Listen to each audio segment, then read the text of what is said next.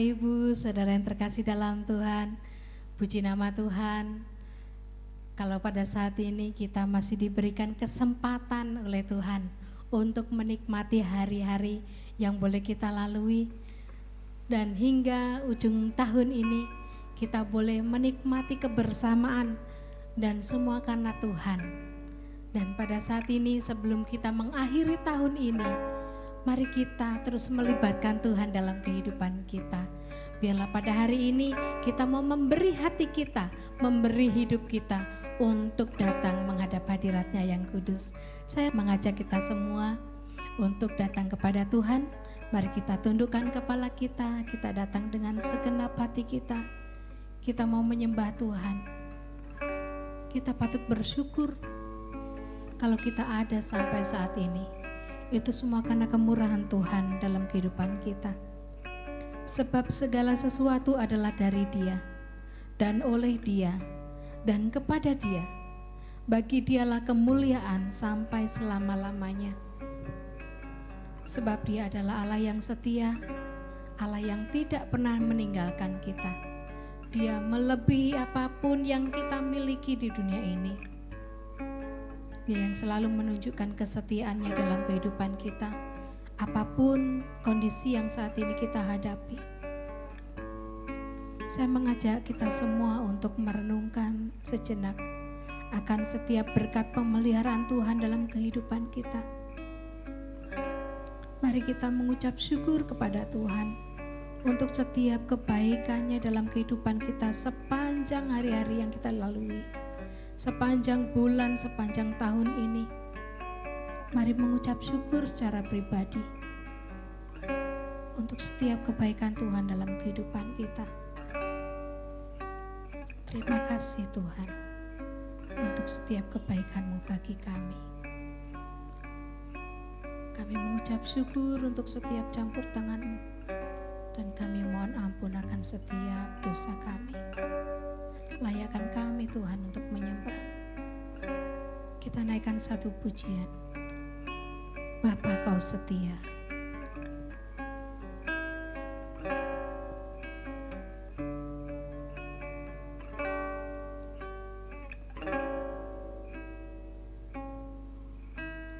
Bapa Kau setia.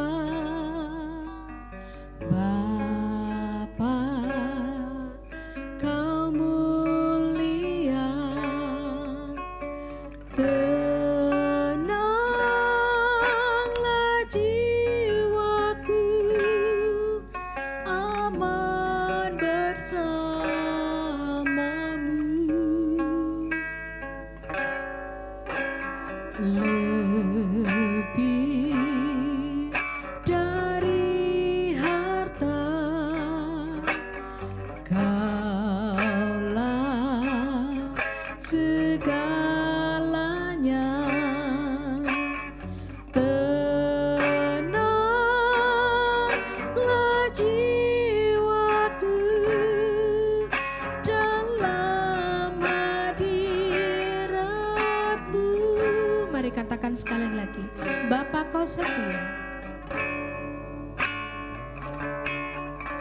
Kau setia, Bapa Kau mulia, tenanglah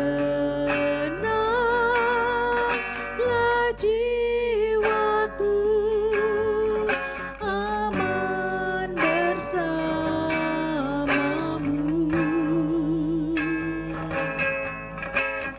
Lebih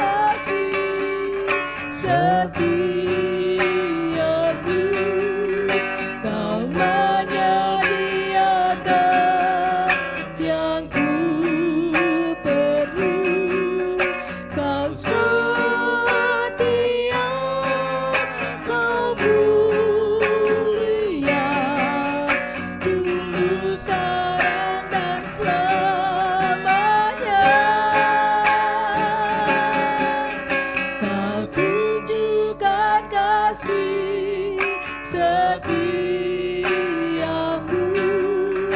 Kau menyediakan yang ku perlu. Kau setia, Kau mulia, dulu sekarang dan selamanya. Kau tunjukkan kasih setiamu, Kau menyediakan yang ku perlu. Kau setia, Kau mulia, dulu sekarang dan selamanya. Kau tunjukkan kasih setiamu, Kau menyediakan yang ku perlu.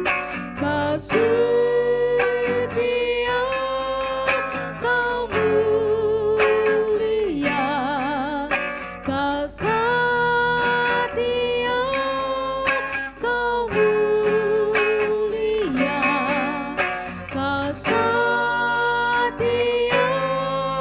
Kau mulia, Bapa Kau setia.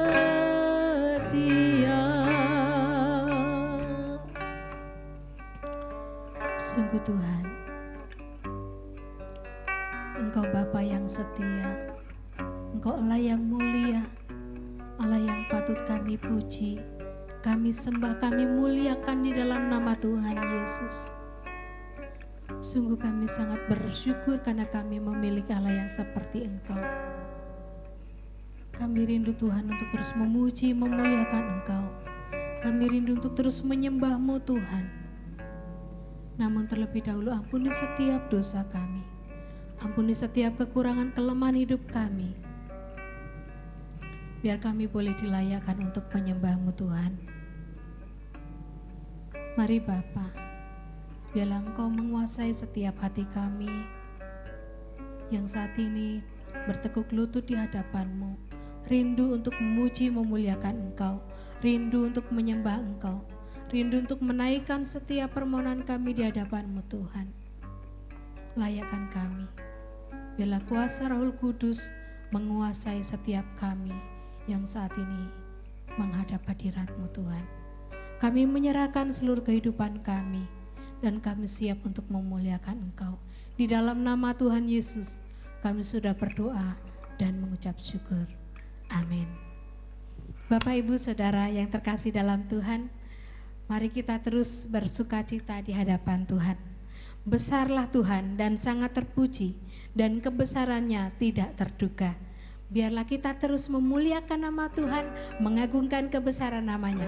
Kita akan memuji Tuhan bersama-sama. Besarkan nama Tuhan.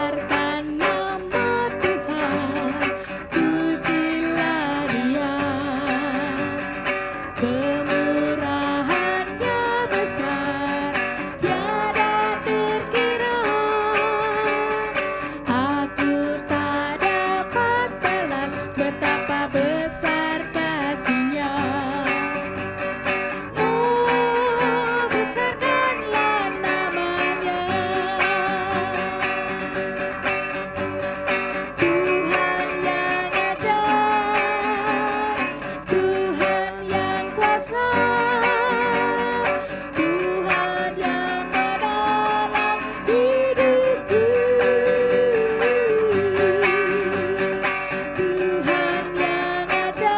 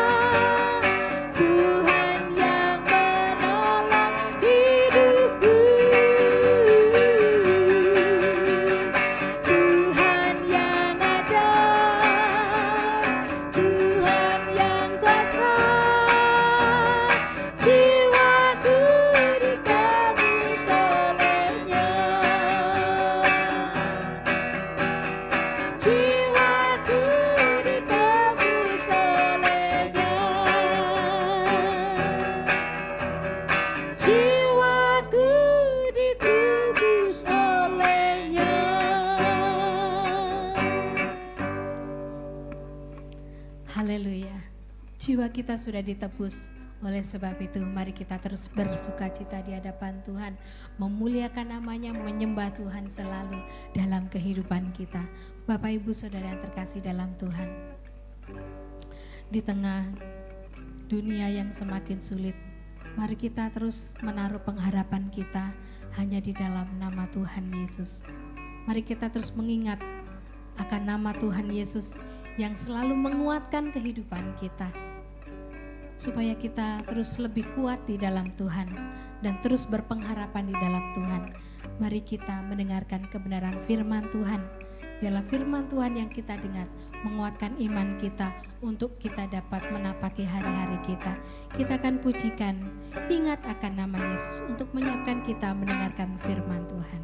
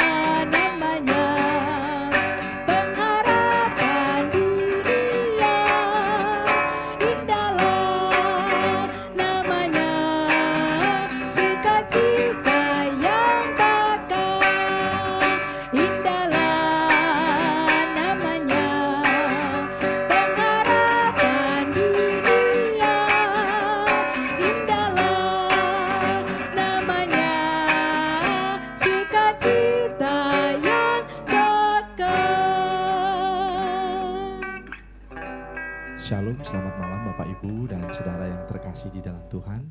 Mari sebelum kita belajar kebenaran firman Tuhan, pada malam hari ini kita akan memohon berkat pimpinan dari Tuhan.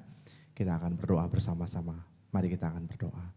Bapa yang di surga, Allah yang penuh kasih, kami bersyukur kehadirat-Mu.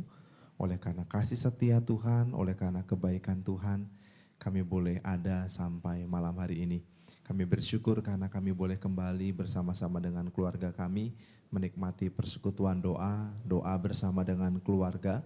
Namun sebelumnya Tuhan, kami rindu Engkau memberkati kami melalui firman-Mu. Tuhan menolong kami, Tuhan memampukan kami memahami kebenaran-Mu, dan biarlah kebenaran-Mu menjadi rema dalam kehidupan kami, menjadi sumber kekuatan, sumber hikmat untuk kami boleh menjalani hari-hari kami. Urapi hamba-Mu dengan kuat kuasa Roh Kudus-Mu ya Bapa, dan biarlah nama Tuhan saja yang ditinggikan dan dipermuliakan. Terima kasih Tuhan, di dalam nama Yesus kami berdoa dan bersyukur. Amin. Baik Bapak Ibu dan saudara-saudara yang terkasih di dalam Tuhan, mari kita akan membuka Alkitab kita, firman Tuhan. kita akan baca bersama-sama di dalam Galatia pasal yang ke-6. Saya mengajak Bapak Ibu untuk membaca ayat yang kedua. Galatia 6 ayat yang kedua, kalau sudah ketemu Bapak Ibu boleh bersama-sama dengan saya untuk membaca bagian firman Tuhan ini. Galatia 6 ayat yang kedua, demikian firman Tuhan.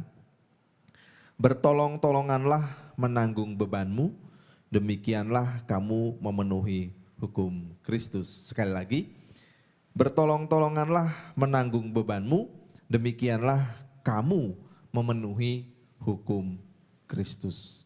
Firman Tuhan pada malam hari ini saya beri judul bertolong-tolonganlah menanggung bebanmu. Nah, Bapak Ibu Saudara yang terkasih di dalam Tuhan, dalam bahasa Indonesia kita mengenal sebuah peribahasa yang mengatakan berat sama dipikul, ringan sama dijinjing. Peribahasa ini memiliki arti bahwa setiap pekerjaan, terlebih lagi pekerjaan yang berat, kalau kita pikul bersama-sama, kita tanggung bersama-sama, kita kerjakan bersama-sama, maka pekerjaan itu akan lebih mudah untuk diselesaikan. Nah, Bapak Ibu Saudara yang terkasih di dalam Tuhan Yesus Kristus, kalau kita membaca teks kita hari ini, Paulus juga mengingatkan kita ya, secara khusus melalui jemaat di Galatia, Paulus mengingatkan bahwa jemaat di Galatia harus memiliki kerinduan untuk saling tolong menolong dalam menanggung beban. Kata beban di sini menunjuk kepada suatu bobot atau beban yang berat, ya, keadaan yang berat yang harus dipikul. Jadi bukan beban yang ringan, bukan beban yang biasa, tapi ini adalah suatu beban yang berat. Nah, kalau kita melihat lebih jauh dalam konteks dari nas kita hari ini, nasihat Paulus ini masih berhubungan erat dengan pasal 5 ayat 13 sampai dengan ayat yang ke-14, di mana di situ Paulus menasehatkan kepada jemaat di Galatia untuk mereka saling melayani seorang akan yang lain oleh kasih sesuai dengan perintah Tuhan. Jadi mereka harus melayani satu dengan yang lain yang sesuai dengan apa yang dikatakan di dalam firman Tuhan, yaitu kasihilah sesamamu manusia seperti dirimu sendiri. Nah, Bapak Ibu Saudara yang terkasih di dalam Tuhan, untuk bisa melayani sesama kita, untuk bisa mengasihi sesama kita, hal itu tidak bisa kita lakukan dengan kekuatan kita. Itu sebabnya di dalam Galatia pasal 5 ayat yang pertama, Paulus sudah mengatakan itu kepada jemaat di Galatia bahwa kita sudah dimerdekakan, kita sudah ditebus oleh Kristus dari kutuk dan kuk perhambaan hukum Taurat. Karena itulah kita dimampukan untuk menunjukkan kasih kepada sesama kita. Jadi hal tolong menolong, hal saling mengasihi, hal saling menyayangi satu dengan yang lain itu tidak bisa kita lakukan dengan kekuatan kita, tetapi itu bisa kita lakukan karena kita sudah dibebaskan oleh Tuhan, kita sudah diselamatkan oleh Tuhan, kita sudah dimerdekakan oleh Tuhan dari kuk perhambaan. Itu sebabnya kita seharusnya, ya seperti yang Paulus katakan di dalam Galatia pasal 6 ayat yang kedua itu, mau saling bertolong-tolongan menanggung beban sesama kita. Nah, Bapak Ibu Saudara yang terkasih di dalam Tuhan, Paulus sendiri tidak menyebutkan ya apa beban itu secara spesifik. Tapi kita bisa melihat dari Galatia pasal 6 mulai ayat yang pertama sampai dengan ayat yang ke-10, kita bisa melihat di situ bahwa beban itu bisa berupa pelanggaran, bisa berupa kesalahan yang dilakukan oleh jemaat. Jadi berupa dosa atau pelanggaran yang dilakukan oleh jemaat, atau ya di dalam ayat yang ke-9 sampai dengan ayat yang ke-10, beban itu juga bisa bersifat lebih luas, yaitu suatu pergumulan, suatu permasalahan yang sedang dihadapi oleh jemaat, baik itu masalah ekonomi, pekerjaan, masalah dengan keluarga dan lain sebagainya. Jadi ada dua sifat beban di sini, yaitu beban yang disebabkan oleh kesalahan, oleh pelanggaran, oleh dosa, atau beban yang memang sifatnya lebih luas, yaitu beban kehidupan. Ya, baik itu permasalahan hidup sehari-hari ataupun permasalahan-permasalahan yang lain yang kita hadapi di dalam menjalani kehidupan kita. Lalu bagaimana kita bisa hidup saling tolong-menolong dalam menanggung beban itu? Bagaimana kita bisa hidup saling mengasihi, saling melayani di dalam menanggung beban yang kita hadapi dalam kehidupan kita sebagai gereja, sebagai jemaat, sebagai umat Tuhan. Dari Paulus kita belajar dari ayat yang pertama, ayat yang ketiga sampai dengan ayat yang kelima kita bisa melihat bahwa kita bisa saling tolong menolong dalam menanggung beban ketika kita sadar akan hidup harus bertanggung jawab. Jadi hal yang pertama yang bisa kita lihat dari nasihat Paulus di dalam Galatia pasal 6 ini adalah bahwa kita harus hidup secara bertanggung jawab supaya kita bisa saling tolong menolong dalam menanggung beban sesama kita. Mari kita membaca ayat 1. Kemudian lanjut ayat 3 sampai dengan ayat yang kelima. Saudara-saudara, kalaupun seorang kedapatan melakukan suatu pelanggaran, maka kamu yang rohani harus memimpin orang itu ke jalan yang benar dalam roh lemah lembut, sambil menjaga dirimu sendiri, supaya kamu juga jangan kena pencobaan. Ayat 3, sebab kalau seorang menyangka bahwa ia berarti, padahal ia sama sekali tidak berarti, ia menipu dirinya sendiri.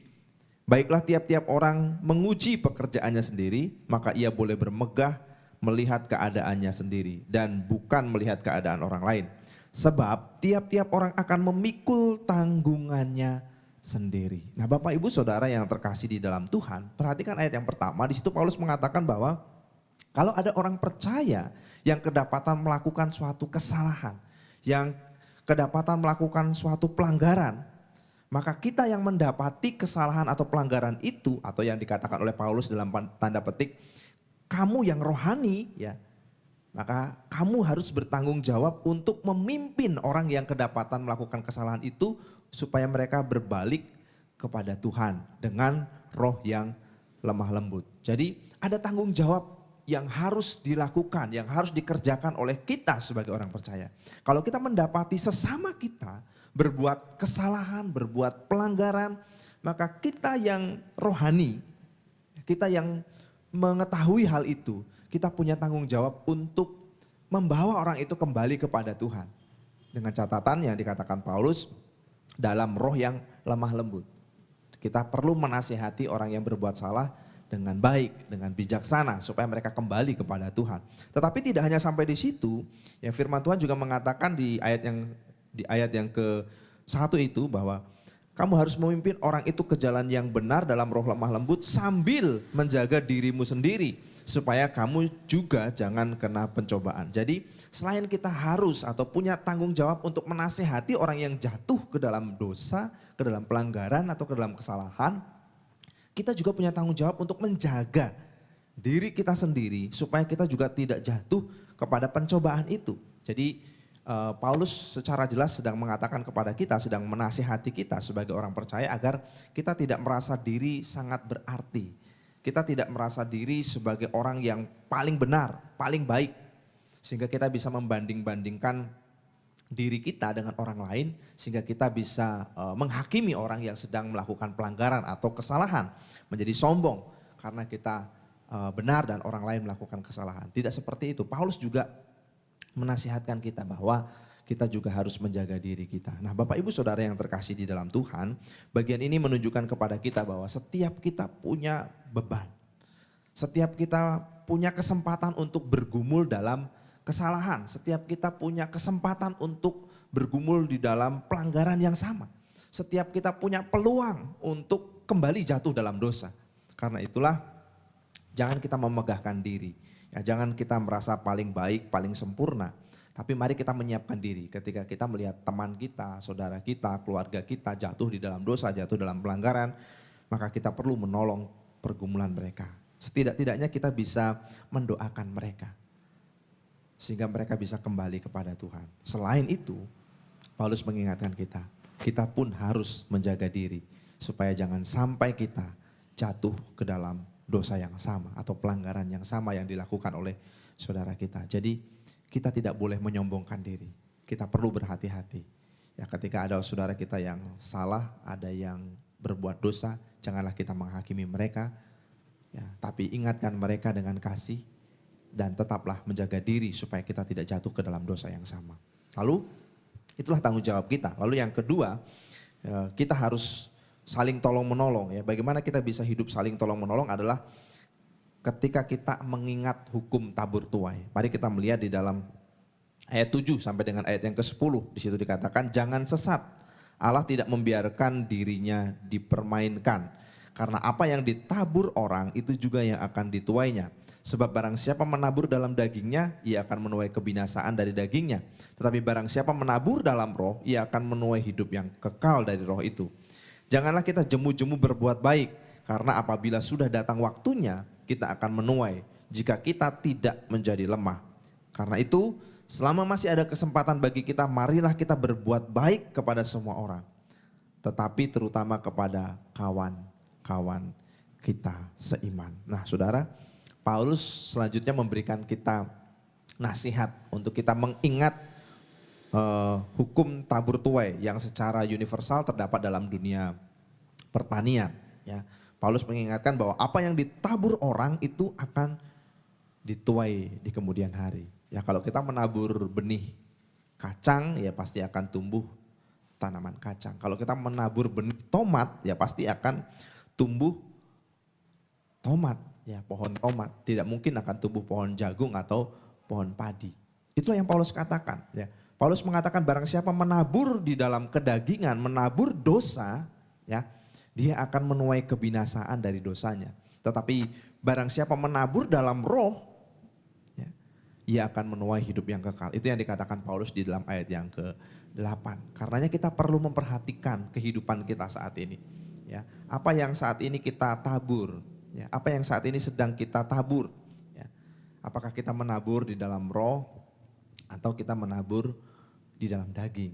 Ya. Apakah kita menabur kebaikan yang berasal dari Tuhan atau kita menaburkan hal-hal yang tidak sesuai dengan kehendak Tuhan atau hal-hal yang hanya keinginan-keinginan kita saja.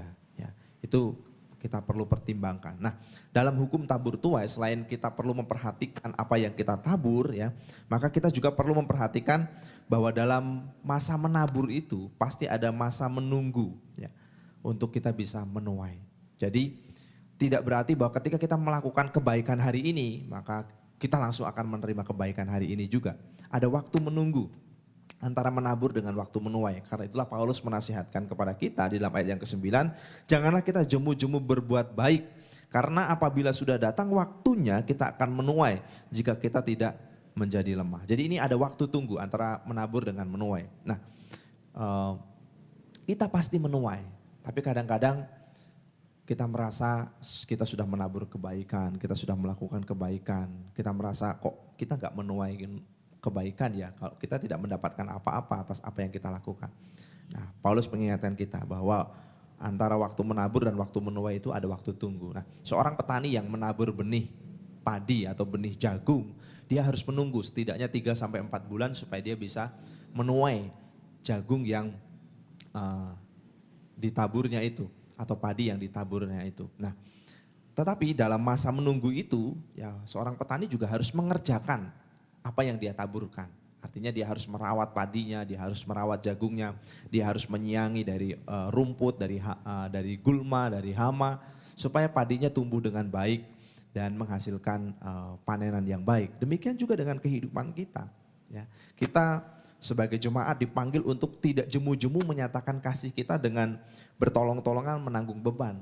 Kita harus mengasihi sesama kita, terus melakukan itu ya di dalam sepanjang perjalanan kehidupan kita. Jangan sampai jemu, jangan sampai bosan, jangan sampai menjadi lelah. Di dalam dunia yang modern sekarang ini, meskipun kita tidak bisa bertemu satu dengan yang lain, mungkin karena pandemi, karena situasi yang terjadi di sekitar kita, kita bisa menanyakan kabar lewat telepon, ya. Kita bisa menanyakan kabar lewat WA, kita bisa berbagi pergumulan, berbagi beban, kita bisa saling mendoakan, ya. Itu bisa dilakukan meskipun mungkin dari jarak jauh. Kita juga bisa saling menasihati, kita bisa saling mengingatkan, kita bisa saling memberi dorongan semangat, ya, supaya di situasi yang sulit ini kita tetap berpengharapan kepada Tuhan. Nah, Paulus mengingatkan kita untuk tidak jemu-jemu melakukan itu. Ya, kita juga bisa membantu orang lain ya dalam bentuk material ya, mungkin memberi berkat makanan untuk orang yang membutuhkan, memberi bantuan dana untuk keperluan orang lain dan yang lain sebagainya. Kita bisa melakukan hal itu di masa-masa sekarang ini dan ada banyak cara, ada banyak bentuk di mana kita bisa menaburkan kebaikan sesuai dengan yang difirmankan oleh Tuhan. Tapi Paulus menasihatkan kepada kita untuk kita tidak jemu-jemu melakukannya. Ya, tentu Ketika kita menabur kebaikan, ketika kita melakukan pertolongan bagi orang lain, pasti ada pengorbanan ya. Ada pengorbanan tenaga, ada pengorbanan waktu, ada pengorbanan uang, pemikiran, dan masih banyak lagi. Tetapi ingatlah apa yang dikatakan Paulus, ketika kita tidak jemu-jemu melakukan perbuatan baik, yang menabur kebaikan, menabur di dalam roh, tolong menolong dalam menanggung beban, maka suatu saat kita pasti akan menuai apa yang kita tabur. Nah Bapak Ibu Saudara yang terkasih di dalam Tuhan, dua hal ini menolong kita ya menjalani tahun 2022 yang kita tidak tahu apa yang akan terjadi di depan. Tetapi saya berharap sebagai jemaat, sebagai gereja, kita siap untuk bertolong-tolongan menanggung beban. Sebagai gereja kita bisa siap untuk saling tolong menolong dalam segala keadaan. Ketika kita melihat orang lain lemah, lain melakukan pelanggaran, orang lain melakukan kesalahan, tanggung jawab kita adalah untuk mengingatkan mereka, bukan menghakimi mereka. Sambil kita juga tetap menjaga diri supaya jangan sampai kita juga melakukan kesalahan yang sama. Dan di dalam sebuah keadaan kehidupan kita, mari belajar untuk memperhatikan sesama kita.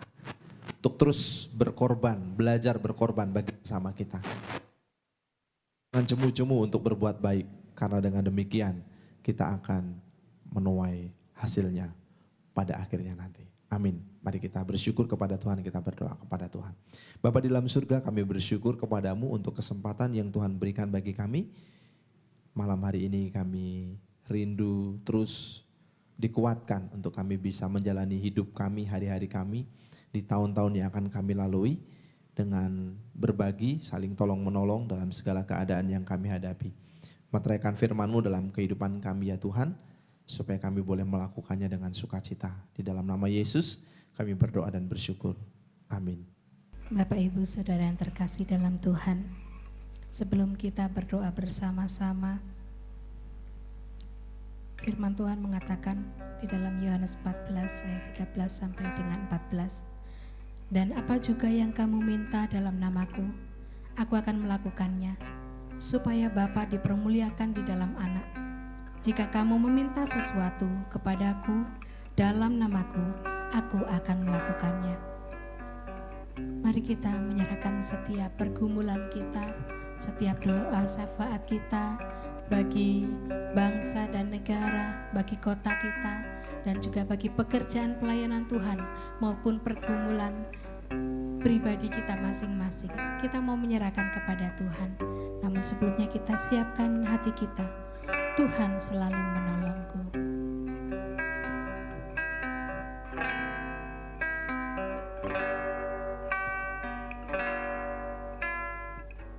Musim akan selalu berganti,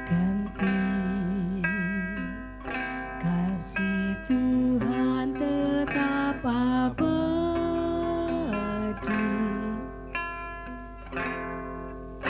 tak akan berubah sampai selamanya. Ku tetap percaya, ku yakin Tuhan memberkati, ku yakin Tuhan melindungi.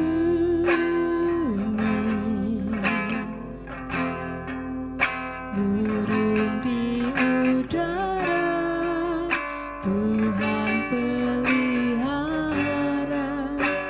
karena kasih-Nya. Tuhan selalu menolongku, selalu menjagaku, selalu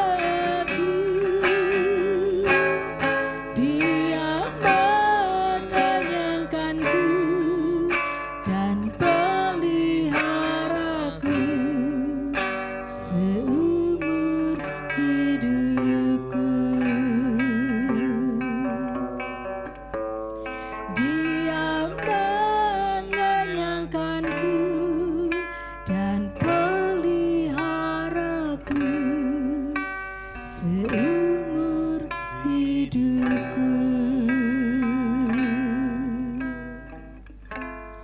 Selamat berdoa bersama keluarga. Tuhan Yesus memberkati.